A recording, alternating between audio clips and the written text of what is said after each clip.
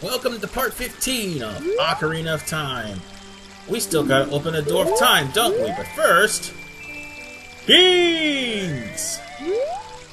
Now, one last thing we need to do before we're over here. First, we need to go and catch a fish. But for right now, I want to change up the Scarecrow song because I kinda goofed on the Scarecrow song.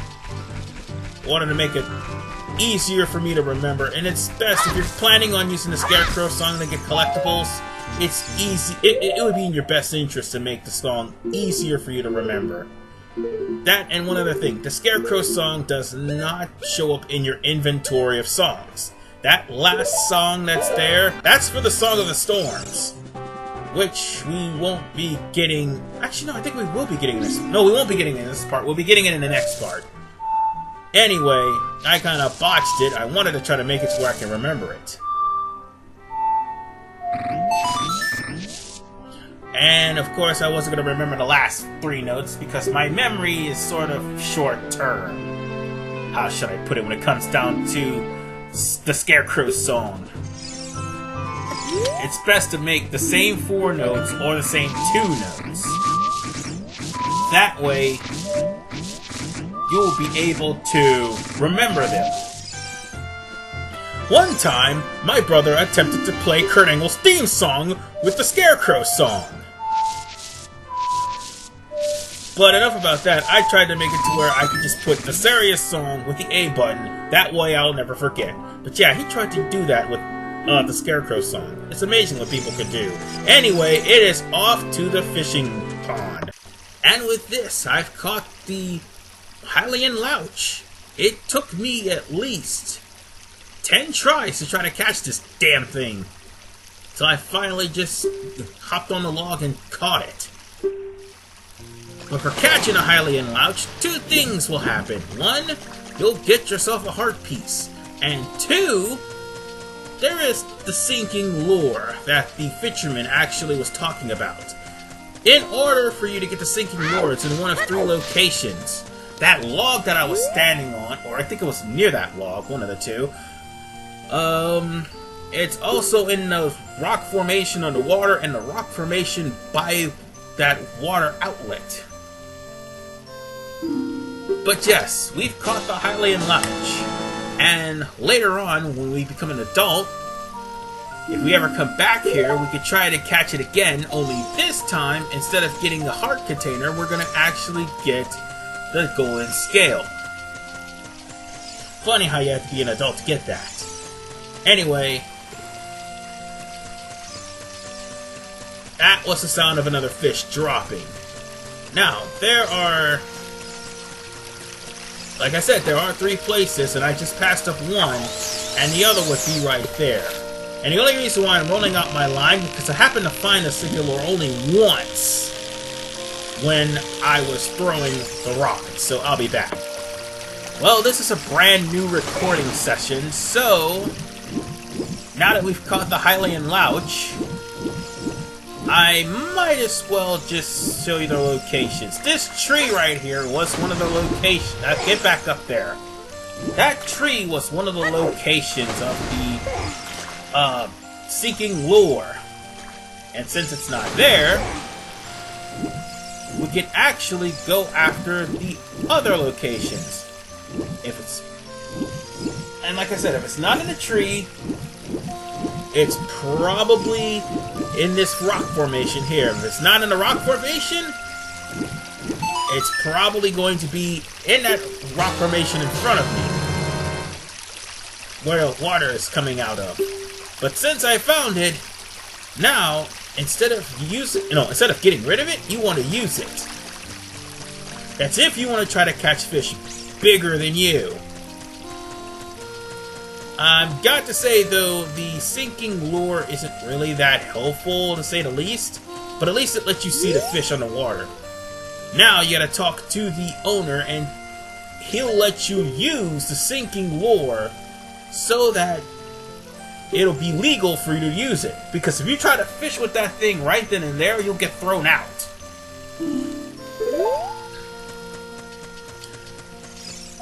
So now it'll be a little easier to catch a fish. And hey look, it's those sinking lures from Sega Bass Fishing. Except it's not a time limit. But yeah, this is how the sinking lure works. It'll allow you to see underwater, it'll allow you to see the fish underwater, but more importantly,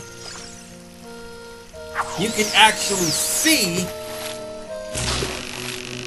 if they're going to bite or not. And one of them happened to bite. Too bad it's a 4-pounder. Anyway, once I catch this fish and show you the sinking lure in action, needless to say, I mean, the only thing the sinking lure will do is make sure that you're able to see underneath the water. But in the meantime, it's time for us to leave Lake Hylia, because we've got some other important business to deal with. Oh, and before we actually leave Lake Hylia, I gotta show you something. Well, that thing I wanted to show you is the fact that you can learn the Scarecrow song really early, even though it won't do you any good unless you're an adult. But it's best that you learn it now.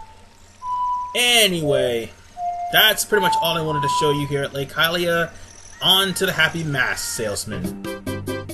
Speak of the devil, that face always creeps me out. Man, fuck Majora's Mask. Anyway, this creepy bastard will sell you masks. Those masks will basically give you some sort of profit, or will have money coming out of your pocket. Either way, you'll have to give the Happy Mask Salesman back his money after you take the mask he loaned you and sell it to someone. There are 4, like I said, there are 4 masks that can be sold. We've got one of them, and that mask is going directly to the jerk-off that just so happens to have the guard position over at Death Mountain. Meanwhile, if you talk to Saria while playing the Ocarina of Time, Saria will notice that the ocarina sounds a little lighter. Nice attention to detail. But anyway, you can talk to Saria or any other person with mask on. They'll react accordingly to the mask. I mean, you can even try to go into Gerudo Valley with a Gerudo mask. That's if you finish the Happy Mask side quest. There's no real reward except for the Mask of Truth. That way you'll be able to read those stupid Gossip Stones. By the way, Gossip Stones, they're really weird. Just really weird. Anyway, you'll pretty much get a pretty profit from the Bunny Ears mask. So if you happen to get the Giant's wallet, by all means, you're definitely going to be getting 500 rupees from that guy. Nonetheless, all we need to do is just sell this mask and we're good to go. I'll probably stop on this quest though. Hey! Here's the mask, jerk-off. Have fun. And stop calling me Mr. Hero. I'm the hero of time. Get it right? And here's the thing. The Keaton mask may make its appearance again, but only as a commodity and not an actual mask that could actually help you. Damn you, Majora's Mask. Anyway, back to the Happy Mask Salesman. Hold on, before we do, there's one last thing that needs to be done.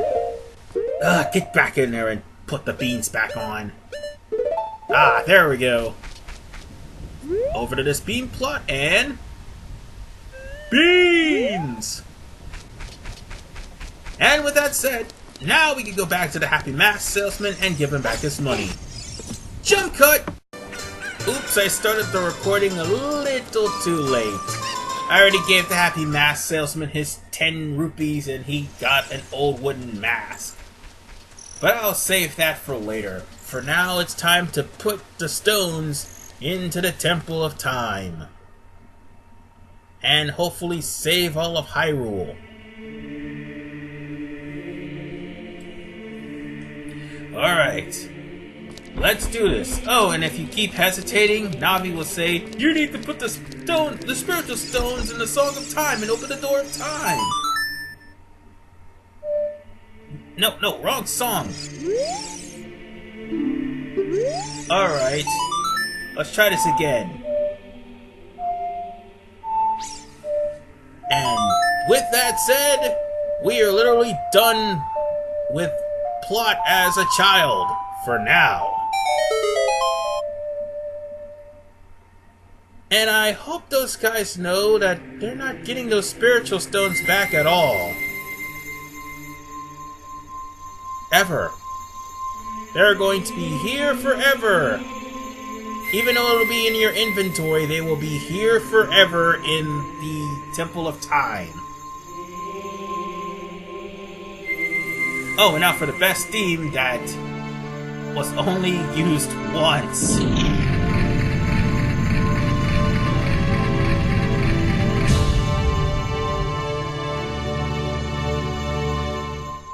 Now that was a score, ladies and gentlemen.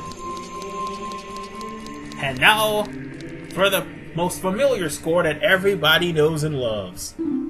Isn't that?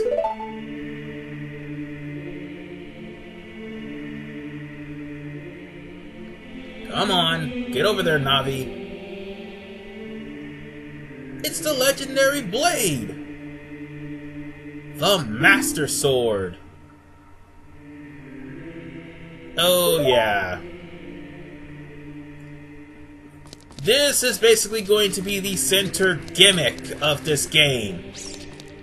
Simply put, once he pulls this Master Sword, bad things happen. And just as Link pulls the Master Sword, the whole entire playthrough is hijacked by Ganon. Excellent work. As I thought, you held the keys to the Door of Time.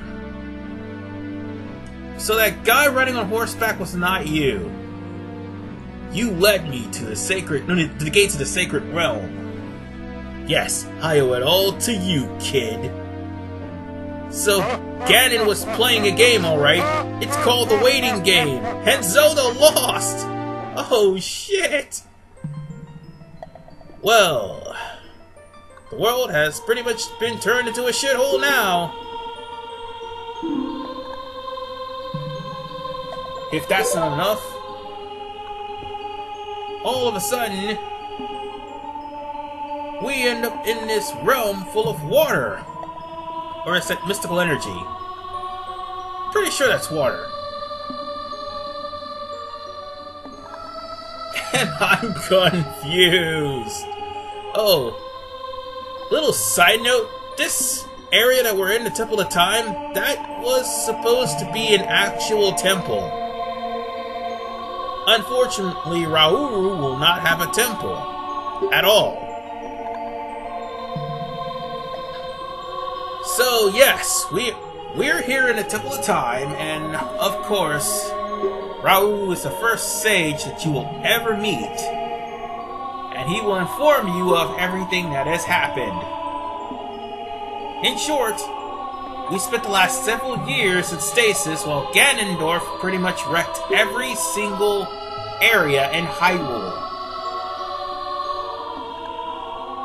So, with that said, the moment I pulled the Master Sword, the world was doomed.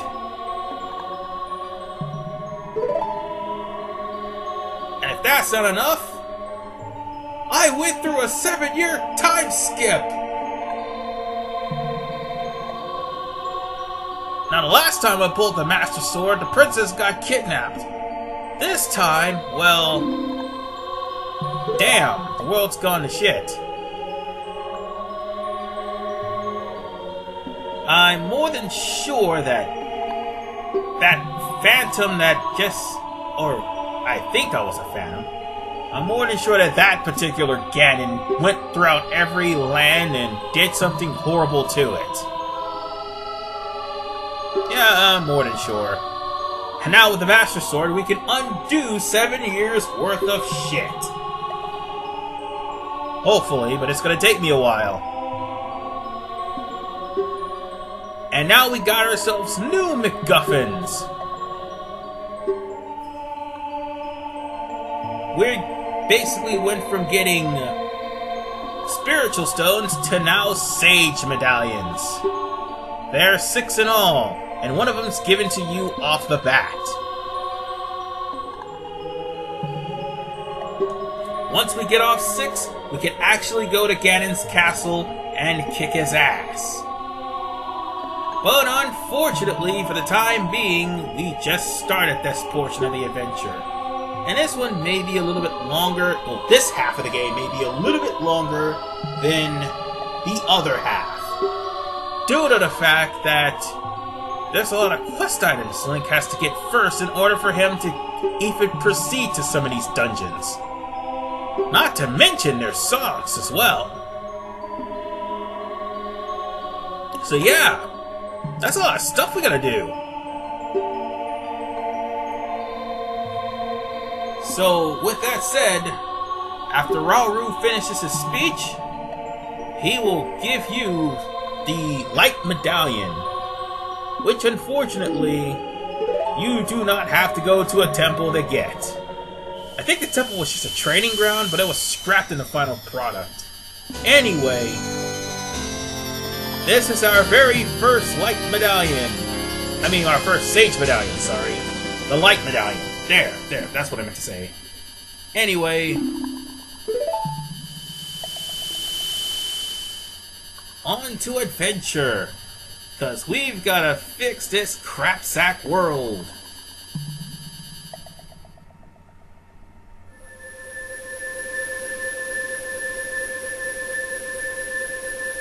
So, the whole gimmick of this is the Master Sword is your key to traveling time.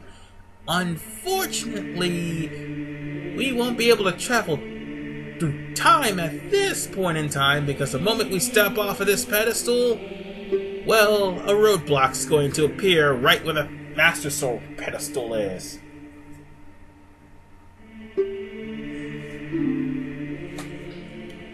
So, let's go.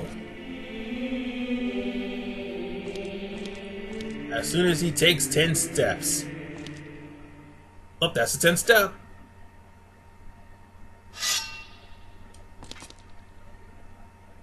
And now, ladies and gentlemen, I introduce you to one of the most broken characters of Smash Brothers, Sheik. I'm just kidding, but no, actually, no, I'm not kidding. She is one of the most broken characters in Smash Brothers. But anyway, Sheik is basically going to tell you clues of all the stages. One in the deep forest. Yes, the one that plot demands. One in a high mountain. One under a vast lake. Fuck that temple. One within a house of the dead. Fuck that temple too. And one inside the goddess of the sand. Okay, that temple's pretty fun. Anyway, together with the hero of time, the awakened ones will bind the evil and return the world to peace. That's pretty much all that needs to be said. And to be fair,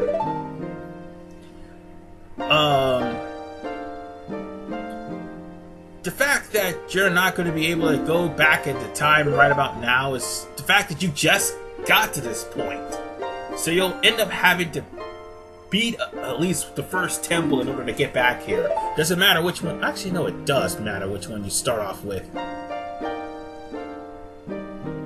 Because there's like one temple you need the hook shot for, or you could just break sequence and go to the fire temple. Actually, that has happened in some playthroughs. But me, I'm going to actually go for the forest first. Why? Because I want the bow and arrows, that's why. Anyway, I kinda understand. You kinda don't give me a yes or no answer. So we can't go back to the past. We have to press on. And in the next episode, that's exactly what we're going to do.